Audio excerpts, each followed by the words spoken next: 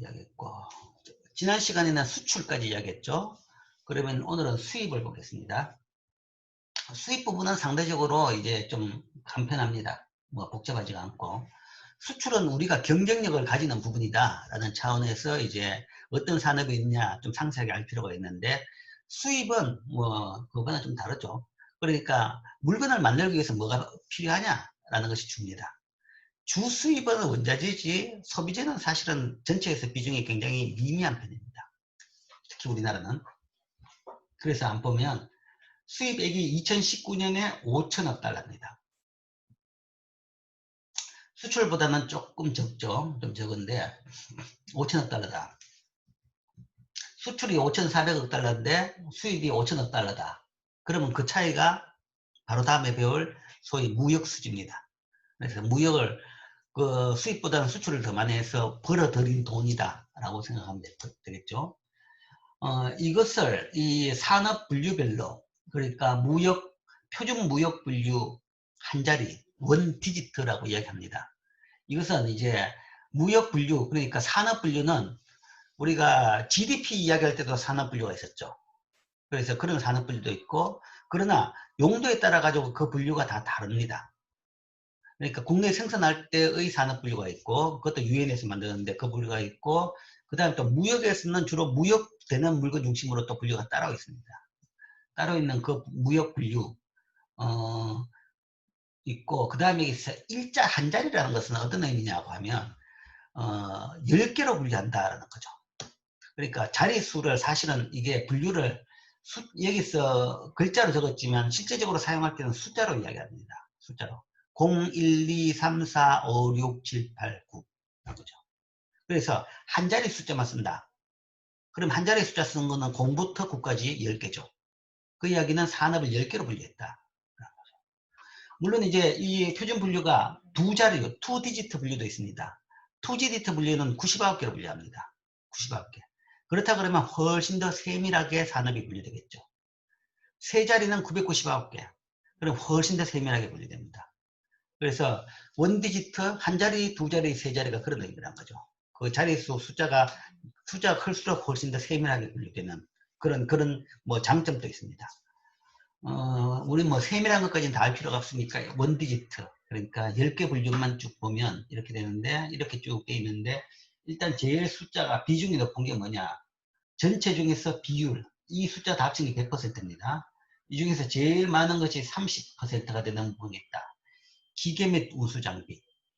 요 분류는 앞에서 수출 물건의 분류하고 동일합니다. 동일한데, 기계 및 운수 장비가 30%다.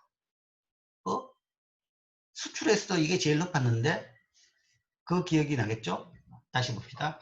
기계 및 운수 장비, 압도적으로 제일 높죠. 수출에서도 절반이 넘었습니다. 절반이 넘었는데, 수입도 제일 많은 게 기계 및 운수 장비입니다. 그러니까 어떤 물건을 수출하면 우리는 수출만 하고 수입 안 한다, 그건 아니죠. 그러니까 기계 및 운수 장비라면 그 속에 굉장히 다양한 많은 이제 물건 종류들의 물건들이 있습니다. 일부는 수출하지만 일부는 수입하는 거죠. 자, 자동차다 그래도 자동차를 우리나라가 수출도 많이 하지만 요즘에는 수입도 많이 하는 거죠. 자동차의 종류가 엄청나게 많죠. 메이커도 많고 각 메이커별로 만드는 그 모델도 굉장히 많습니다. 그래서 한 물건을 단순히 이거는 수출제, 수입제 뭐 그런 세상은 아니란 이야기입니다. 뭐 왠지 몰라도 사람들이, 어떤 사람은 뭐 수입차를 또 좋아하는 사람도 있죠. 그게 더 본때가 난다라고 생각하는 사람도 있고, 아니면 또 뭐 가성비 따지는 사람은 그 국산차가 훨씬 더 뭔가 가성비가 좋다. 뭐 고장이 나더라도 고치는 비용이 낮다. 그래서 또 가성비로서 국산차를 원하는 사람도 있고, 뭐 나름대로 사람들의 취향이 다 다르기 때문에 이것들이 다 사용되는 겁니다. 특히 이제 그런 부분, 그것도 뭐 자동차는 소비재에 가깝지만 주 이 부분은 소비재가 아니라 생산재입니다. 이 부분에서 기계 및 운수 장비, 기계류죠. 고가 기계류는 많은 기계를 우리나라가 수출하지만 아주 첨단 기계류 같은 경우에는 수입을 많이 합니다. 우리나라가 이제 반도체, 메모리에서는 세계적인 최고 기술력을 가지고 가장 경쟁력이 높은 나라죠. 즉 삼성전자가 가장 경쟁력이 높죠. 그래도 삼성전자가 그 반도체를 만드는 기계류는 대부분 수입합니다. 많은, 물론 이제 국내에서 만든 것도 있지만 아주 최첨단 기계들은 수입하는 건데, 최근에 한 3년 전부터 이제 노광 장비라고 해가지고 그걸 이제 그 수입을 했습니다. 네덜란드 회사에서. 이게 이제 뭐 이 빛을 통해 가지고 이제 뭐 선을 끊는 뭐 그런 거라고 하는데, 아주 그러니까 이 선폭이 좀, 반도체는 미세화가 제일 관건입니다. 단계별로 점점점 미세화함으로써 전기를 적게 먹고 그 다음에 적은 면적의 용량을 높일 수 있는 거죠. 그러면서 전체적으로 용량당 단가가 떨어지는 그런 것이 산업 이 발전의 방향입니다. 점점점 미세화, 옛날에서는 회로 선폭을 줄이고 그 다음에 그걸 이제 기계 조금 더 정밀한 기계로 깎으면서 그걸 했는데, 이제는 그게 한계가 오니까 더 이상 하려고 그러면 이제는 레이저도 특수한 레이저를 통해 가지고 그걸 다 해야 되는 거죠.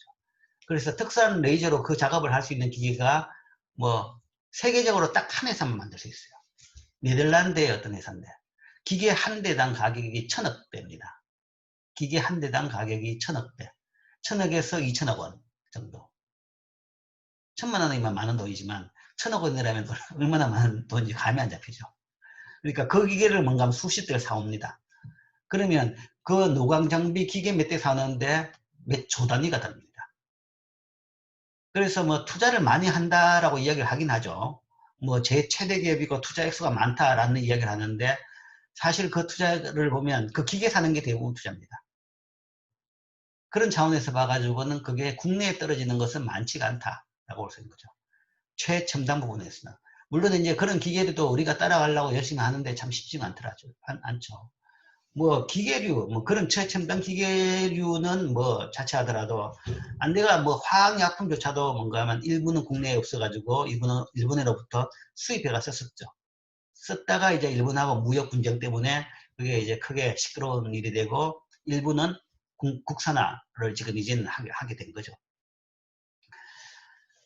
자, 그런 차원에서 우리나라가 많은 기계류를 여전히 수입을 하고 있습니다.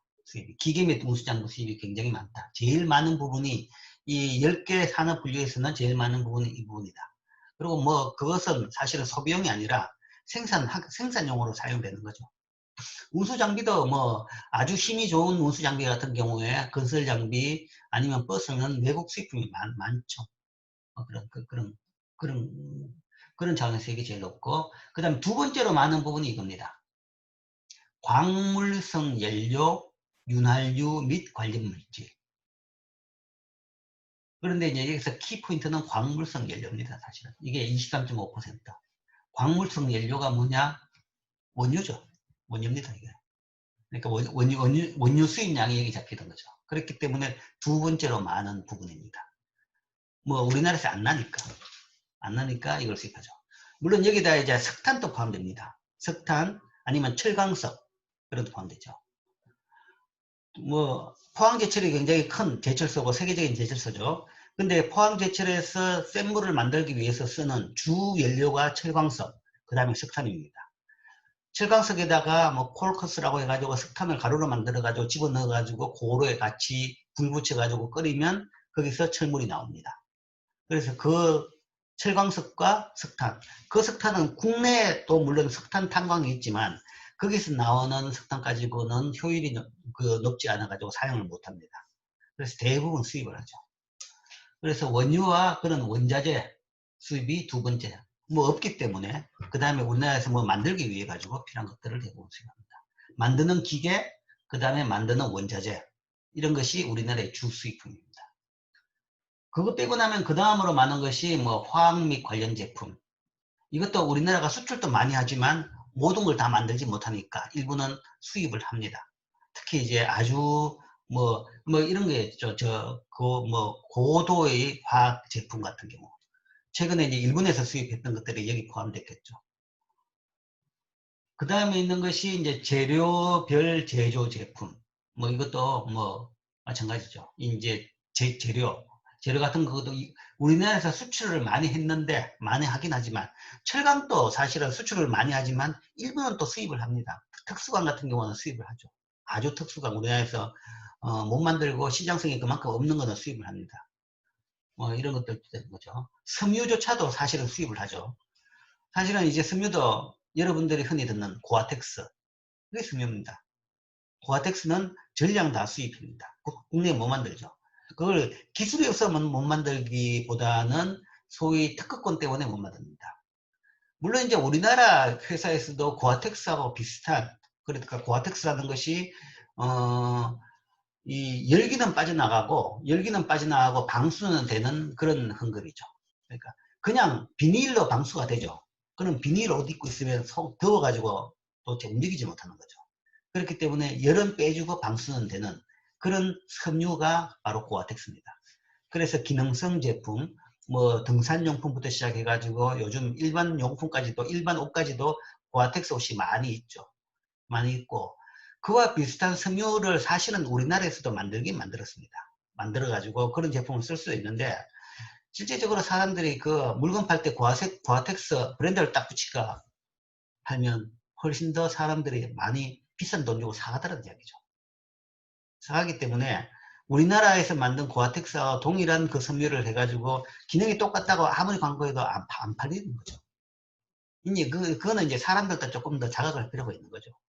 그래서 이미 브랜드가 머리에 꽉 박혀 있기 때문에 뭐 많은 사람들이 뭐 많은 기업들이 뭐 울며 겨자 먹기로 고아텍스를 비싼 돈 주고 수입해가지고 그거 가지고 물건을 만들어 팝니다. 그게 옷도 그렇고 모자도 그렇고 신발도 그렇습니다. 등산화 같은 경우는 고아텍스가 많이 있죠. 뭐 굳이 고아텍스가 아니어도 되는데 고아텍스를 그렇게 사람들이 선호하니까 그렇게 팔리는 거죠. 그런 제품마저도 이게 이제 재료를 제조 제품입니다. 이렇게 수입을 많이 하죠. 뭐 그 다음으로 이제 있는 것이 기타 제조 제품 9%. 그죠? 기타 제조 제품은 주로 경공업품이라고 했죠. 그래서 기타 제조 제품은 옛날에 보면 옛날에 3.6%, 3.9, 6.5, 7. 조금 옛날에는 거의 수입 없었습니다. 없다가 최근에 늘어나고 있다는 거죠. 그리고 아주 최근에 굉장히 빠른 속도로 늘어나고 있는 거죠. 이거는 이제 최근 이 부분은 주로 아마 명품 때문일 겁니다.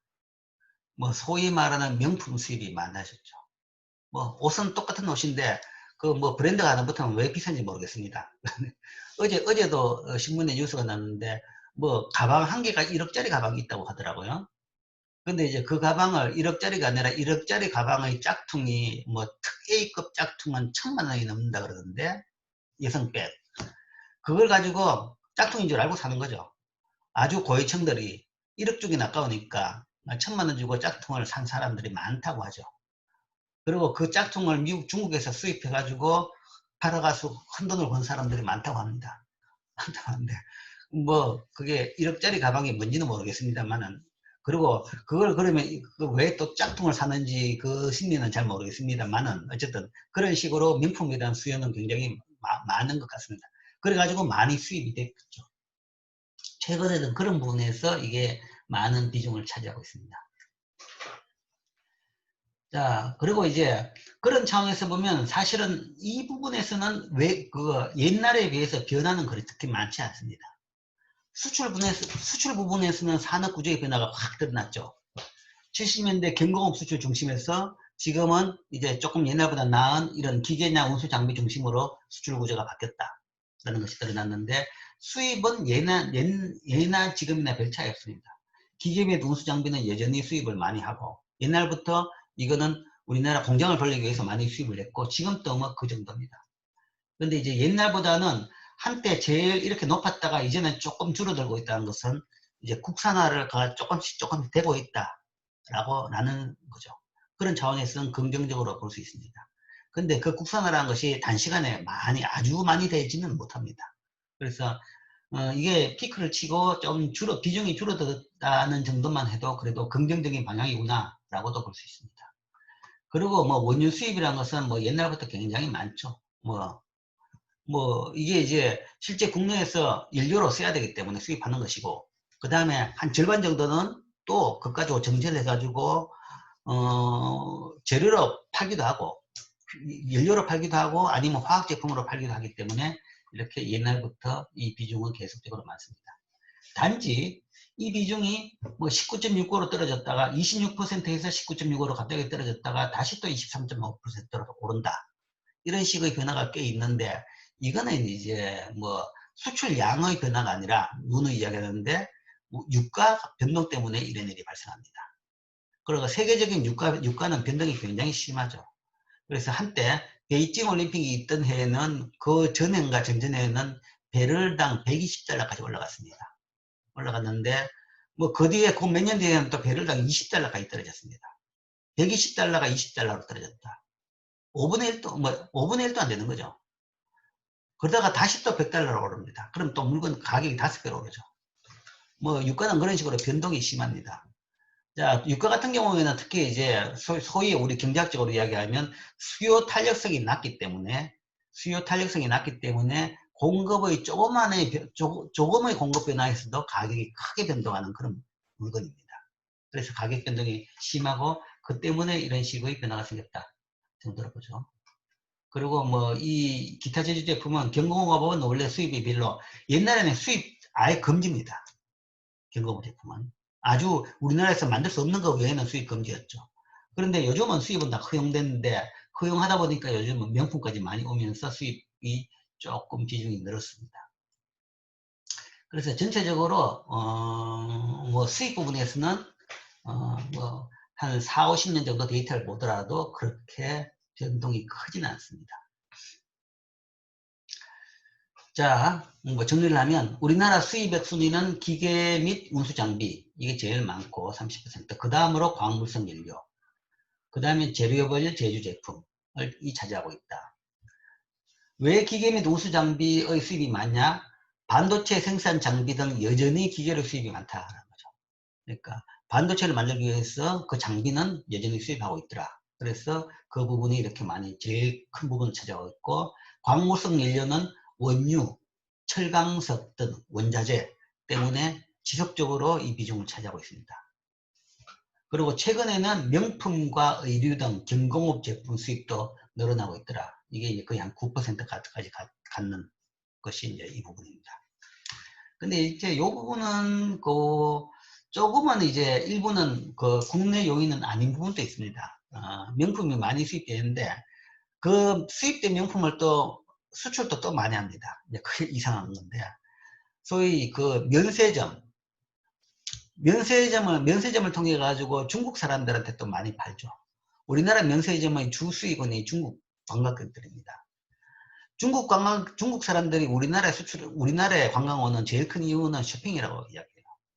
그러니까 중국은 우리나라도 옛날에 그랬지만 뭐 아직은 중국 국내에서 그런 고가 수입품을 허용을 안 합니다. 잘 허용을 안 합니다. 아니면 되게 관세를 높게 책정하고 있죠. 그러니까 우리나라도 옛날에는 70년대, 80년대 부자들은 외국 나가서 면세점에서 물건을 사왔죠. 그게 훨씬 싸니까. 이제 그게 지금 이제 중국 사람이 우리나라에 사고 있는 행동들입니다. 그리고 이제 그렇게 물건을 사가지고 중국에다 자기가 사가기도 하고, 그 다음에 산 물건을 중국 가서 팔기도 하고, 그런 식으로 하면서 엄청난 면세점에서의 매출이 발생하는데, 그 면세점의 물건이 대부분 수입 명품들이죠. 그러니까 우리나라의 수입 명품들이 굉장히 많이 수입된다. 명품들이 많이 수입된다라고 하는데, 사실은 그 절반 정도는 거의 중국 관광을 통해 가지고 다시 중국으로 가고 있는 겁니다. 그래서 국내 사람들이 그렇게 많이 쓰지는 않습니다. 그러니까 액수만큼은 아니다. 자, 그게 이제 수입 현황입니다. 자, 그 다음으로 2절에서는 국가별 수출 수입을 보겠습니다. 1절에서는 상품별 아니면 산업별이죠. 산업 분류별로 어떤 물건들을 만들어가 수출하고 수입하느냐를 봤는데, 자, 2절에서는 어떤 나라를 대상으로 주로 우리가 무역을 하느냐라는 거죠.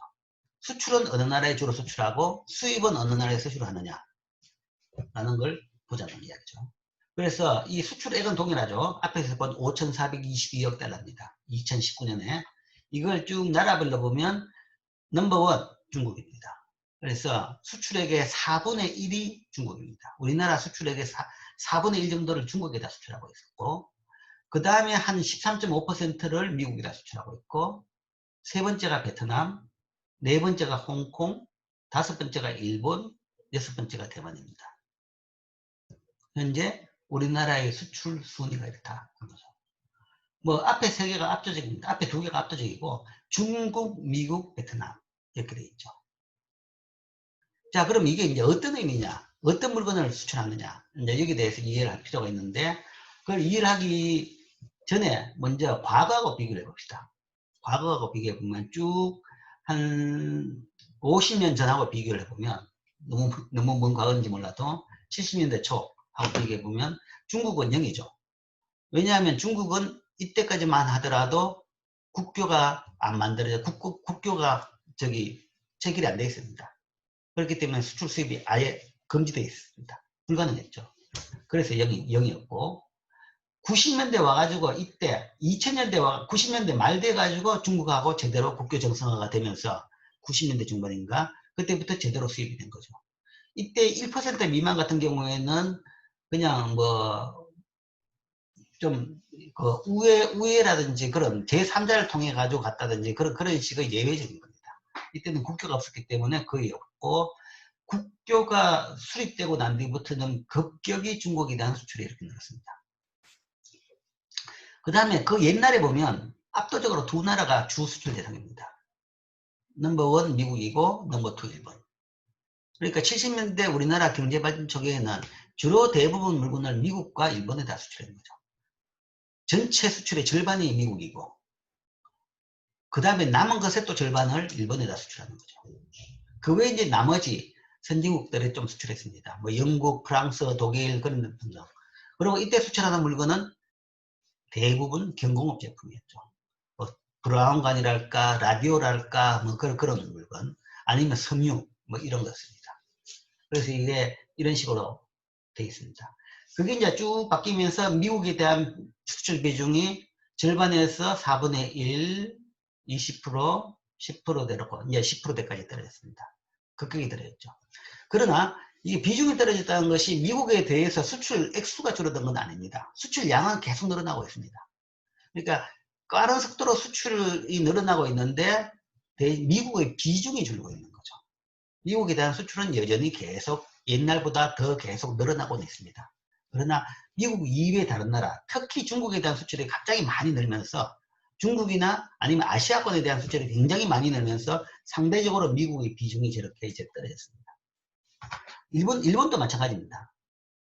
일본에 대한 비중도 4분의 25%, 4분의 1이었는데 이것도 점점 줄어들죠.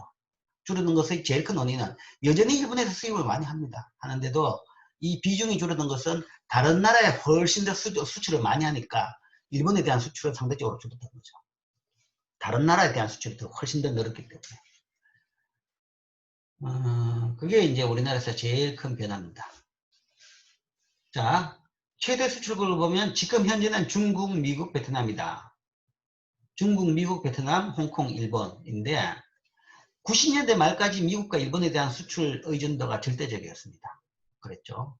그런데 그 뒤에 이제 이때만 하더라도 그 뒤에 유럽 선진국들, 영국이나 독일, 프랑스로 이제 수출을 했었는데 지금은 이제 그게 미미하게 되어버렸고 90년대 말부터 대중국 수출이 급격히 늘어나면서 2000년대에는 대중국에다가 2000년대에 들어서는 그 다음에 동남아시아 지역에 대한 수출이 또 절반을 넘어서면서 현재의 구조로 바뀌었습니다. 대중국 수출은 2005년 보면 22%, 2010년 되면 25% 정도. 그러고 나서 10년 동안 별 차이가 없죠. 자, 이게 이제 거의 맥시멈으로 늘어났다라고 볼 수 있습니다. 그 다음에는 어디가 늘어나느냐? 그 다음에 늘어난 것이 베트남이죠. 2%, 5%, 9%. 뭐 거의 미미 없었다가 갑자기 확 늘어납니다. 홍콩도 마찬가지. 홍콩은 뭐 옛날부터 마찬가지고 뭐 대만 뭐 이렇죠.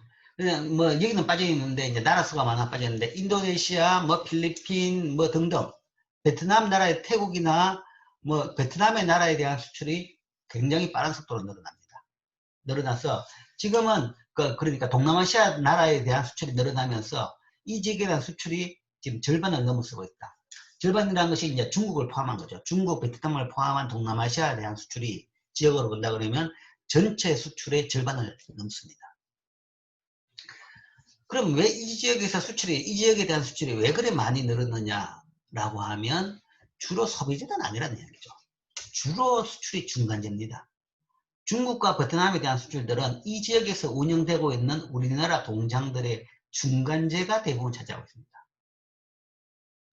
중국에 대한 현대자동차의 자동차 수출은 금지되어 있습니다. 중국은 외국 자동차 수입을 금지하고 있습니다. 중국 내에 만든 자동차만 이용하죠. 그렇기 때문에 모든 자동차 회사들이 중국 가서 공장을 만들어 가지고 그 운영을 하고 있죠. 그래서 거기서 만든 벤츠냐 BMW, 중국 현지에서 만든 차들이 중국에서 팔리고 있습니다. 현대자동차는 마찬가지죠. 그래서 현대자동차도 중국 회사하고 절반씩 합작해 가지고 공장을 만들어서 운영을 하고 있는 거죠. 대신에 아까 말한 대로 트랜스미션, 엔진, 주요 제품은, 주요 부품들은 우리나라에서 만들어 가지고 수출을 해 가지고 거기서 그걸 조립해 가지고 중국에서 중국 모델로 파는 겁니다. 그러니까 실제적으로 자동차는 수출 안 해도 자동차의 거의 한 7, 80%는 수출하는 셈입니다. 부품의 형태를 통해서라는 이야기죠. 그렇기 때문에 요즘에는 자동차 수출보다는 부품 수출도 굉장히 많이 늘어나더라라는 것이 보이는데, 그런 채널을 통해 가지고 수출되기 때문에 그런 겁니다. 여러 부분에서 그런 거죠. 중국, 베트남에 대해 가지고는 주로 그것입니다. 베트남은 아직까지도 소비재를 수입할 수 있는 만큼 경제력은 안 된 나라죠. 그런데 이제 우리나라 수출이 그리 많은 것은, 많은 이제 요즘에는 중국에서도 인건비 때문에 감당을 못하는 우리나라 기업들이, 많은 기업들이 베트남으로 넘어갔죠. 그래서 뭐 스마트폰 그러면 삼성전자의 스마트폰 세계 최대 회사가 중국에 있습니다. 그래서 전 세계적으로 수출하는 스마트폰의 뭐 대부분을 베트남에서 만들어 가지고 수출하고 있죠. 중국에 있던 공장들은 지금 거의 다 문을 닫았습니다. 이제 인건비가 올라가지고 더 감당이 안 되죠. 인건비가 오르더라도 중국에서 만약에 물건이 많이 팔린다 그러면 중국 사람들한테 어필을 하기 위해서라도 공장을 유지를 했을 겁니다. 했을 건데, 중국에서 뭐 시장 점유율도 뭐 별로 잘 안 오르고, 중국의 뭐 좀 어떻게 보면 굉장한 그 애국심 분위기, 마케팅 분위기, 뭐 그 와중에서의 우리나라하고 마찰, 뭐 그런 문제 때문에 뭐 더 이상 공장 운영을 대부분 다 지금 문을 닫았죠. 문을 닫고, 그 다음에 그게 이제 선제적으로 다 베트남으로 가 있습니다. 가 있기 때문에 베트남에 대한 수출이 이렇게 많은 겁니다. 자, 그렇기 때문에 사실은 뭐 우리나라하고 뭐 좀 이런 이야기 하긴 그렇지만 중국하고도 마찰이 좀 있었죠. 뭐 여러 가지 군사적인 이야기, 뭐 여러 가지 뭐 외교적인 부분인데, 뭐 그런 외교적인 마찰이 있다고 해가지고 이 수출이 안 될 것이다 걱정할 필요가 없어요. 소비재를 파는 나라에 대해 가지고 수출할 때는 그게 문제가 되겠죠. 서로 마찰이 생겼다 그러면 소위 국민 감정이 이제 잘못 이제 건드리게 되면 거기에 따라서 우리나라 물건이 안 팔리는 문제가 생기는데, 뭐 자존심도 좋지만 먹고 사는 것도 중요하죠. 그런 차원에서 적당히 선택을 해야 되지만, 사실은 이런 중국이나 베트남에 대해 가지고는 소비재 수출이 별로 없습니다. 별로 없고, 대부분이 아까 이야기했죠. 대부분이 그런 중간재, 우리나라 기업들의 중간재로 주로 들어가는 거죠. 그렇다 그러면 그거는 사실은 이 뭐랄까 정치적인 관계에 따라서 마찰에 따라 가지고 큰 영향은 안 받습니다. 뭐 중국에 대해서 이제 유일한 영향을 받은 것은 아까 이런 중간재를 안 하고 롯데 같은 경우에는 거기 가서 이제 리테일을 해버렸던 거죠. 판매업을 해버리니까 그거는 이제 직접 소비자들하고 대하는 부분이니까 거기서는 치명타를 받고 그냥 다 쫓겨났죠. 그러니까 굉장히 뭐 지금 보기에는 좀 굉장히 거칠은 대응을 했죠, 중국이. 세계적으로 봐서 말도 안 되는 대응을 했는데, 어쨌든 뭐 그 힘센 사람이 그냥 두드리니까 할 수 없이 쫓겨나는 꼴입니다. 이것저것 다 뺏기고 쫓겨나는 꼴이 되는데, 이제 그런 부분에서는 이제 손해를 보는 거죠. 손해를 본 건데, 그 다음 뭐 관광객도 뭐 예를 들어서 국가에서 그냥 뭐 힘으로 눌러버리니까 단체 관광은 금지시켜버리고, 이제 그런 식으로 우리가 피해를 보긴 보죠. 그렇지만 보면 개인은 또 옵니다. 개인은 오는 거죠. 개인은 오는 것이고, 개인 옛날에는 단체로 예를 들어 가지고 그 면세점에서 쇼핑을 해갔는데 그건 없어졌더라도 개인들이 와가지고 또 사가지고 보따리 상들로 계속 오는 겁니다. 그거는 이제 그 기본적인 부분은 그런 뭐랄까 국민적인 그런 싸움보다는 자기 이익이 더 문제인 거죠. 더 물건 더 싸고 좋은 물건 만든다 그러면 결국은 사람들이 팔린다는 이야기죠. 그러니까 이런 중국이나 베트남에 대해 가지고 그런 차원 때문에 뭐 이 수출이 영향을 받는다. 그렇기 때문에 외교적으로 뭘 어떻게 해야 된다. 그럴 필요는 별로 없다. 지금 무역 구조가 그건 아니라는 얘기죠. 즉, 중국과 베트남에 대한 수출에서는 이 지역에서 운영되는 우리나라 공장들의 중간재가 상당 부분, 대부분을 차지하고 있습니다. 그렇게 무역 구조가 바뀌었다. 그래서 현재 우리나라의 무역 구조는 이게 그냥 소비재의 무역 구조가 아니라 생산의 소위 과정에서의 소위 분업 체계로서 이렇게 만들어진 겁니다. 생산의 분업 체계. 뭐 상대적으로 임금비가 낮으니까 중국으로 갔다가 지금은 이제 이게 한계가 되고 이제부터 줄기 시작할 겁니다. 점점 줍니다. 왜냐하면 중국에서 공장이 다른 나라로 베트남이나 인도네시아나 아니면 방글라데시 등등으로 옮기면서 그 공장에 들어갔던 중간재가 점점 수출이 줄게 되겠죠. 뭐 그건 뭐 자명한 사실입니다. 즉 지금부터 해가지고 대중국 수출이 줄었다고 해가지고 그게 뭐 우리나라 기업이 경쟁력을 잃어서 그렇다라고 생각할 필요는 전혀 없습니다. 이거는 하나의 그 기업 전략 차원에서 그렇게 바뀌는 거죠. 그러니까 기업 환경 변화, 그러니까 중국의 인건비 상승에 따라서 더 이상 경쟁력이 안 되기 때문에 중국에 팔 물건은 여전히 할 수 없이 거기서 만들어 팔겠지만 중국 이외의 다른 나라에 팔 물건들의 공장은 자 중국 이외의 다른 나라로 다 이전을 하고 있는 이제 그런 상태입니다. 우리나라뿐만 아니라 세계적으로 지금 그러고 있죠. 뭐 일본 같은 경우는 그런 경우에 일본으로 돌아온 것에 대해 가지고 강력한 인센티브를 주는 저 시스템을 지금 가동하고 있죠. 그래서 많은 기업들이 일본으로 돌아오기도 하고 있죠. 돌아오기도 하고 있습니다. 그래서 요즘에는 지금 현재 전 세계 수출 수입을 볼 때는 굉장히 복잡한 요인이 많이 그 속에 내재되어 있다. 그래서 그것까지 잘 이해해서 판단을 해야 됩니다. 수입은 자 현재 2019년 현재 5천억 달러 정도 됩니다. 그 중에서 최대 수입국은 중국, 그 다음은 미국입니다. 현재 중국에서의 수입이 제일 많고 그 다음에 미국에서의 수입이 많다. 그 다음 일본, 뭐 사우디, 베트남, 호주, 독일 이렇게 되죠. 자 옛날을 보면 어떻게 되느냐. 아주 옛날에 보면 70년대, 80년대, 거의 90년대까지도 1등은 그냥 미국과 일본입니다. 일본과 미국입니다. 일본이 압도적으로 1등이었죠. 일본으로부터 수입이 항상 제일 많았고 거기에 뒤바뀐 게 2010년 들어서 처음으로 바뀌었습니다. 들어서 처음 바뀐 거죠. 일본을 누르고 중국이 1등으로 올라간 셈이죠. 그 다음에 요즘에는 일본이 3등까지 떨어졌습니다. 2000년대 중반까지 우리나라 최대 수입국은 일본으로 주로 일본에서 그럼 뭘 수입했느냐? 기계류, 원자재, 부품을 수입한 거죠. 그래서 공장을 만드는 설비부터 시작해가지고 그 다음에 물건을 만드는 원자재, 중간재까지도 다 수입했습니다. 뭐 여전히 그러고 있죠. 여전히 많은 부분에서는 일본이 뭐 독일하고 더불어서 세계 최대 기술 강국이고 뭐 기계류도 최고 기술을 가지고 있죠. 그래서 뭐 별 방법이 없었어. 그리고 뭐 이왕이면 더 가까우니까 이제 운송비도 줄고 그러다 보니까 결국은 일본에서 많은 부분을 수입하고 있습니다. 그 다음에 이제 미국에서도 마찬가지입니다.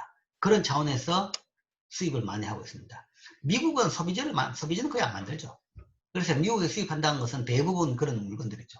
뭐 쉽게 이야기해서 모든 비행기는 다 메이드 인 USA라고 보면 됩니다. 모든 항공기 뭐 등등 다 미국에서 수입하고 있죠.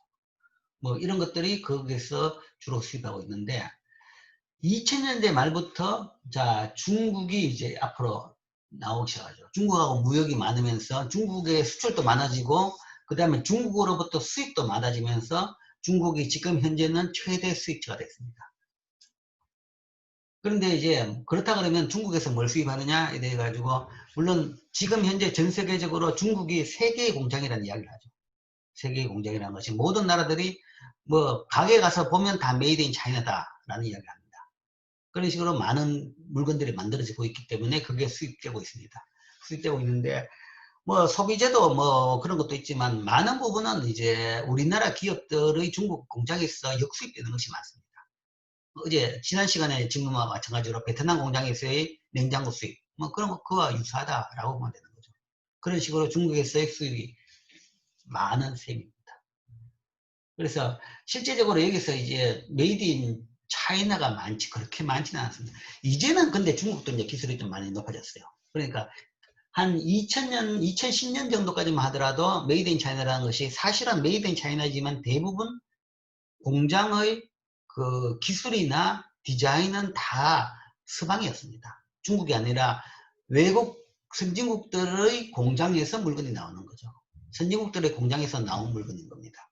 그 물건이 그러니까 그 미국 중국 공장이라는 것은 단순한 소위 말해서 OEM이라고 이야기하는데 그냥 근로자들 동원해가지고 물건 조립하는 그런 수준이었습니다. 수준이었는데 최근에는 이제 그 수준을 뛰어넘는 물건들이 많이 나오죠. 우리가 뭐 대표적으로 그런 회사를 샤오미를 들죠. 샤오미의 물건들을 가지고 소위 중국의 실수라는 식으로 이야기하는데 이제는 그런 식으로 중국을 생각하기에는 생각보다는 중국이 많이 컸습니다. 많이 이제 기술도 많이 발전했고 오히려 우리나라보다 더 좋은 제품을 만드는 부분들이 생겼는데 어쨌든 그럼에도 불구하고 많은 부분은 우리나라 기업들의 제품이나 아니면 외국 기업. 예를 들어서 여러분들 중에서 아이폰을 가지고 쓰는 사람이 있을 겁니다. 그러면 그 아이폰을 쓰는 사람 같은 경우는 그 아이폰은 바로 중국에서의 수입품입니다. 아이폰의 회사는 애플, 미국 회사죠. 미국 회사지만 그 미국 회사의 아이폰을 어디서 만드냐 그러면 대만 회사의 중국 공장에서 만듭니다. 박스콘이라는 회사가 아이폰을 만듭니다. 그 설계도라든지 그건 미국에서 다 나오죠. 나오면 그거 가지고 박스콘이라는 공장, 박스콘이라는 회사는 대만 회사입니다. 대만 회사인데 대만 회사의 대만 공장이 아니라 공장은 또 중국에 있어요. 중국 공장에서 만들어서 그걸 전 세계적으로 수출하고 있습니다. 그게 중국의 세계적인 수출의 큰 부분인 겁니다. 그런 것들이. 그래서 이제 그런 중국의 수출이 많기는 많지만 그래서 중국에서 수입품이 많다고 미국에서도 불평을 하지만 사실 아이폰이 뭔가 하면 중국에서 수입품인가요? 사실은 아이폰을 만들어 가지고 돈 버는 거는 미국의 애플은 회사인 거죠. 중국은 단순히 그 낮은 인건비 정도만 떨어지는 정도밖에 안 되는 셈입니다. 그래서 이 무역 액수 가지고 단순히 주장하는 것도 상당히 사실은 내면을 보면 그건 좀 성급한 부분이 굉장히 많습니다. 그런 이유 때문에 이 중국에서의 수입이 이렇게 많습니다. 이 아이폰 수입이 다 포함되어 있겠죠. 미국에서 수입은 뭐 예전부터 많았는데 이제 좀 줄어도 여전히 이 정도가 되더라. 그 다음에 일본에서의 수입. 이게 이제 우리나라 무역에서의, 우리나라 산업에서의 지금까지 풀리지 않는 숙제였습니다. 항상 무역 역전은 일본이 제일 심하고 수출보다는 수입을 엄청나게 많이 하고 그 다음에 일본에서의 못 벗어난다 라는 건데 다행히 이게 이제 빠른 속도로 줄고 있죠. 비중이 줄었다는 것은 상대적으로 조금은 이제 나아졌다라고 볼 수 있고 최근에는 이제 상당한 부분에서 우리도 조금 국산화 아니면 자립하는 부분이 많이 생기죠. 근데 그렇다고 해가지고 완전 자립은 사실은 불가능합니다. 이게 경제성도 없는 거죠. 어떤 산업이든지 소위 말해서 규모의 경제가 있습니다. 어느 정도 규모가 돼야지 비용이 제일 낮아지는 부분이 있습니다. 그래서 우리나라에서 모든 걸 만들려고 그러면 다 절대 규모의 경제가 안 되는 거죠. 그래서 일부는 다른 나라에서 만들고 일부는 또 우리나라가 더 많이 만들어 가지고 다른 나라에 수출하고 어차피 그렇게 살 수밖에 없는 세상입니다. 세상이라는 것이 이런 식으로 더 효율하게 위해 가지고 그런 식으로 이제 분업화되어 있는 것이 현재 경제 질서인 셈입니다. 그 외에 있는 사우디에서 수입은 왜 많이 하느냐에 대해 가지고는 사우디, 카타르, 쿠웨이트, 아랍에미레이트 이런 나라들이죠. 주로 원유 수입 때문에 수입이 될 겁니다. 그래서 이런 식으로 우리나라가 수입을 이런 나라에서 지금 하고 있습니다. 이 수입구조. 자, 질문.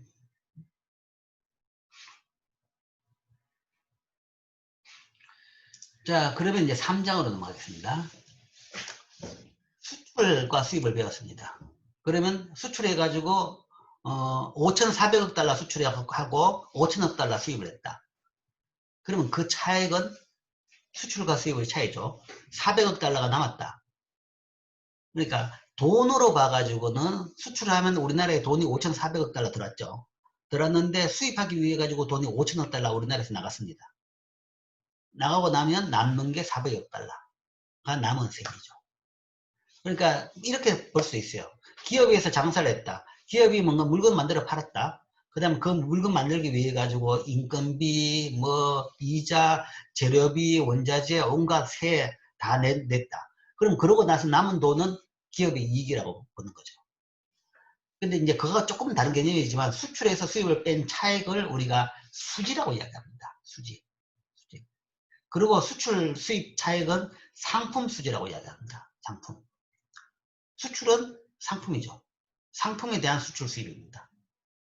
서비스에 대한 무역도 있긴 있죠. 있긴 있는데, 지금 앞에서 여러분들이 본 수출 수입은 상품에 대한 부분입니다. 상품인데, 거기에 대한 수지라는 것은 수출 빼기 수입이죠. 자, 수지가 이제 어떤 개념으로 보면 되느냐. 기업에 대해서 이야기했는데, 보다 더 좀 나은 개념은, 더 이해를 쉽게 할 수 있는 개념은 가계수지라고 보면 되죠. 가계수지. 자, 여기 있는 많은 사람들이 나중에 이제 뭐 결혼을 해가지고 집안을 꾸리겠죠. 집에서 어머니가 가계를 꾸려갑니다. 가계부를 쓰죠. 가계부를 써서 매년, 매달 그 가계 수지를 항상 관리를 하시죠. 가계 수지라는 것은 집에서 뭔가 하면 1년 동안 이야기한다면, 연수지라고 이야기한다 그러면 1년 동안 집에 들어온 돈, 그러니까 월급으로 받아온 돈, 그 다음에 월급 위에 다른 수익이 있다 그러면 세를 받았다, 뭐 아니면 뭐 은행 예금에서 이자가 나왔다, 뭐 등등 온갖 수입이 있죠. 수입이 있고, 사실 그 돈 가지고 집에 돈을 씁니다.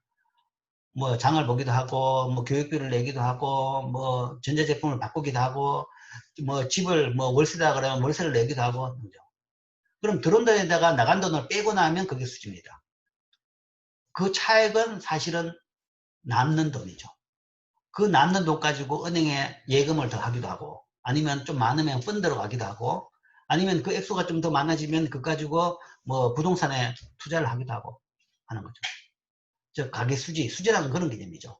들어온 데다가 나간 돈을 뺀 차이가 수지입니다. 그러니까 수출 수입에서도 수출은 나간 돈이고, 수출을 하게 되면 물건은 나가지만 돈은 들어오죠.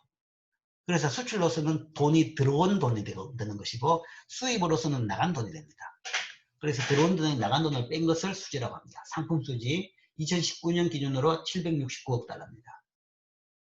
근데 앞에 수출액 하고 차이가 400억 달러인데 그거 숫자가 좀 다른데, 이거는 이제 양쪽에서 지키기간이 좀 달라가지고 이런 문제가 생기는 겁니다. 앞에 그 상품 부분에서 보면 그 부분은 산업자원부에서 집계하는 건데, 뭐 기간과 뭐 조금 차이가 있어요. 차이가 있고, 그 다음에 그게 나중에 뭔가 하면 이 오차 수정은 안 된 부분입니다.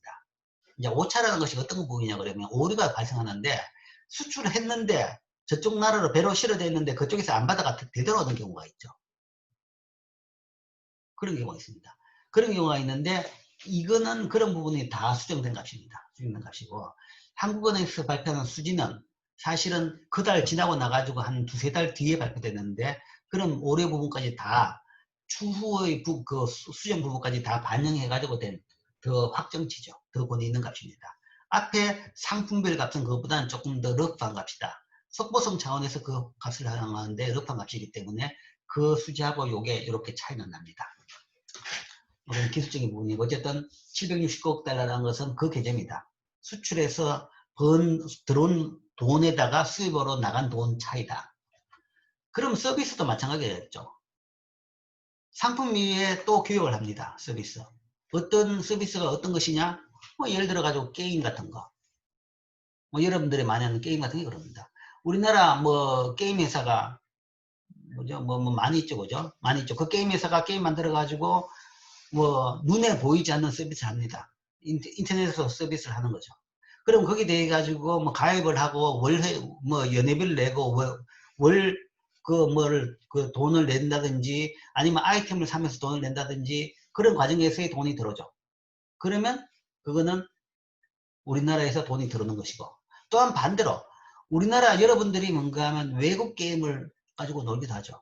그럼 외국 게임을 가지고 놀면서 돈을 낸 것은 또 외국으로 빠져나가는 겁니다. 그 차익이 바로 서비스 수지입니다. 게임 하나를 예를 들었지만 그 다음에 있는 것이 항공, 말하는 것이 항공. 그러니까 비행기도 우리나라 비행기, 외국 비행기 그 차익이죠. 그 다음에 여행. 지금 코로나 사태 때문에 거의 다 망해버렸지만 여행을 굉장히 많이 갑니다. 해외여행. 해외여행 가면서 그건 나간 돈입니다. 그 다음에 외국 사람들이 우리나라 해외여행 왔다. 우리나라 여행 왔다. 그건 우리나라에 들은 돈이죠. 들은 돈에서 나간 돈 뺀 거. 그것도 이제 수지가 되는 거죠. 근데 대부분 이제 여행 수지는 우리나라는 적자입니다. 그러니까 외국 사람이 우리나라 오는 것보다 우리나라 사람들이 외국을 훨씬 더 여행을 많이 다녔어요. 최근에는. 그런데 코로나 사태 때문에 이제 그 적자가 거의 다 없어졌어요. 다들 안 다니니까. 들어온 것도 없고 나가는 것도 없죠. 뭐 그런 장점은 있습니다. 뭐 등등 온갖 부분에서의 그런 서비스 교육이 많이 발생합니다. 금융도 마찬가지고 IT, 금융, 통신, 여행, 관광 뭐 이런 것들을 서비스를 통해 가지고 마이너스 230억 달러다.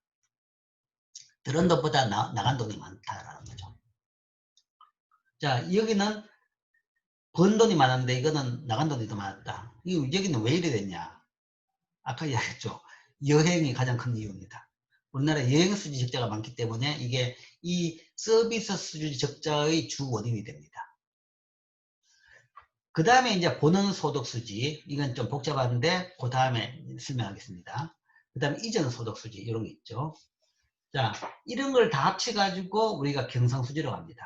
자, 이 구조를 먼저 이야기하죠. 경상수지. 경상수지라는 개념은 이제 이 전체를 국제수지표라고 이야기하는데 이 전체를 보면 크게 나누어 가지고 경상수지 부분, 자본수지 부분, 금융계정 이렇게 세 개 하고 그 다음에 오차 및 누락 이렇게 네 개 나눕니다. 그래서 이 네 개의 합이 사실은 국제수지입니다.